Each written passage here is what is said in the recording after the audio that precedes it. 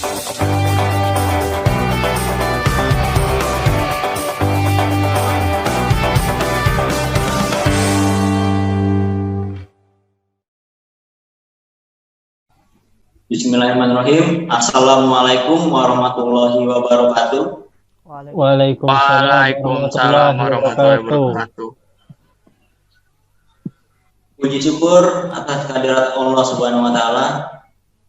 Karenanya kita masih bisa berkumpul pada hari ini untuk melaksanakan kegiatan seminar KKN yang telah saya dan rekan saya rencanakan.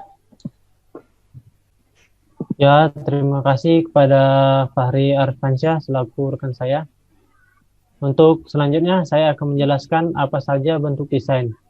Yang pertama, desain grafis. Desain grafis adalah cabang ilmu desain yang mengutamakan komunikasi visual yang dihasilkannya.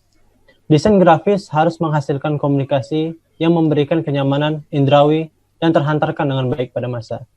Contoh desain grafis yaitu seperti desain logo dan sculpting. 2. Desain produk. Desain produk fokus terhadap fungsionalitas dan tampilan. Benda pakai yang akan diproduksi secara industri, selain keindahan tampilan, konsentrasi ini juga menuntut seseorang desainer untuk memperhatikan ergonomi atau kenyamanan fisik pada benda pakai yang diciptakan. Contoh desain produk yaitu sebuah produk yang akan dipasarkan oleh brand atau perusahaan. 3. Desain interior. Desain interior berfokus pada perancangan interior suatu ruang dalam bangunan. Furniture apa yang harus disediakan di suatu ruangan, bagaimana tata letaknya, dan sebagainya. Desain interior harus mampu mengefisiensikan penggunaan ruang yang telah dihasilkan oleh desain arsitektur. Contoh desain interior adalah suatu desain, misalkan desain rumah, tetapi dia mengambil hanya bagian dalam interiornya, tidak meliput eksterior atau bagian luarnya. Yang keempat, desain arsitektur. Cabang ilmu desain yang terkonsentrasi terhadap perancangan bangunan. Karena terlalu banyak menyangkut hal teknis bangunan, maka biasanya disiplin ilmu ini tidak memboyongi embel-embel desain di depannya. Contoh desain arsitektur adalah perancangan suatu rumah atau disebut dengan RAB. Next. Selanjutnya, tujuan dan fungsi desain. Apa sih itu brand? Brand desain bertujuan untuk membangun identitas perusahaan agar dikenal oleh halayak orang. Dengan begitu, perusahaan dapat memasarkan produk dengan mudah.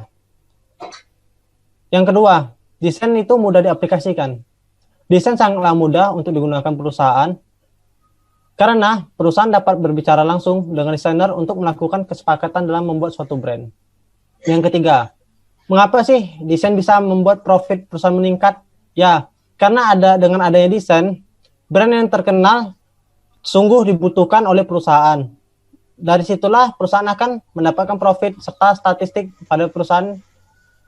Dan yang keempat, hemat biaya. Desain sangat hemat biaya. Dengan adanya desain, perusahaan dapat menghemat banyak biaya dalam memasarkan produk atau jasa. Next.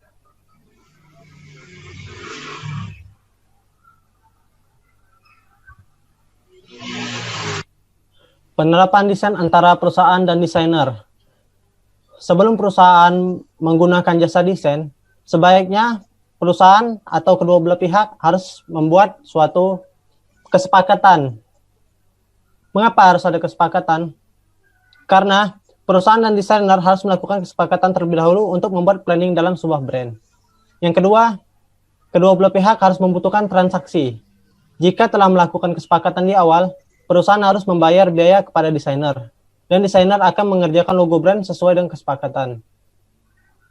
Yang ketiga, jika telah menerapkan kesepakatan dan melakukan transaksi, maka desainer akan memberikan sebuah hasil. Jika desainer telah menyelesaikan hasil desain, maka perusahaan dapat menggunakan desain tersebut tanpa ada copyright dari brand yang lain. Dan yang terakhir, jika konsumen atau perusahaan tidak puas dalam hasil desainnya, maka perusahaan dapat meminta revisi kepada desainer jika masih belum memenuhi ketentuan yang disepakati oleh kedua belah pihak. Next. Akhir kata, kampus kami memiliki semboyan, yaitu mau jadi sarjana. Bisa mandiri tempatnya. Wassalamualaikum warahmatullahi wabarakatuh.